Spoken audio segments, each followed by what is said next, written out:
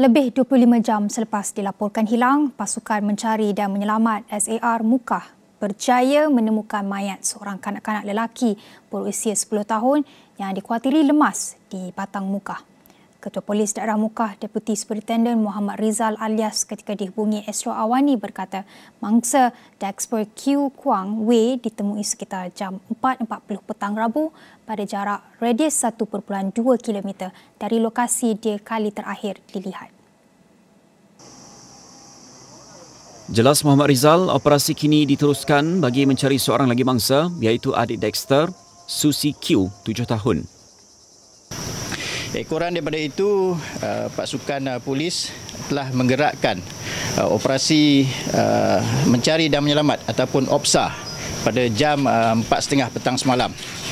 Dengan kita juga menggerakkan lain-lain agensi iaitu Jabatan Bomba dan Penyelamat Malaysia, Angkatan Pertahanan Awam Malaysia dan juga pasukan rela bagi membantu dalam bersama-sama menjalankan operasi mencari dan menyelamat kedua-dua kanak-kanak berkenaan. Untuk makluman, kanak-kanak berkenaan yang satu itu adalah lelaki berusia 10 tahun, manakala yang seorang lagi adalah kanak-kanak perempuan berusia 7 tahun. Kedua-dua kanak-kanak ini masih bersekolah iaitu di sekolah jenis kebangsaan Cina Chong Bun . Terdahulu, Rizal mengesahkan kedua-dua mangsa sedang bermain di kediaman keluarga mereka di tepi Batang Mukah pada jam 3.40 petang Selasa sebelum terjatuh dan dibawa arus deras.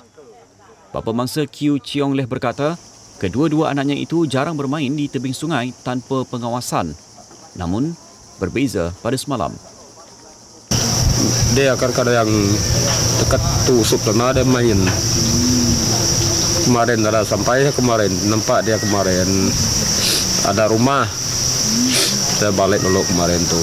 Balik sebelah pukul berapa?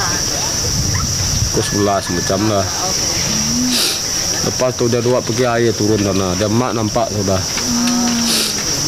Dia tangan tu macam dia lama benda ambil orang lah ada dua tu. Lepas tu dia sampai tengah air sana lagi. Operasi SAR hari kedua ditamatkan pada jam 5 petang tadi dan akan disambung semula pada jam 8 pagi Khamis.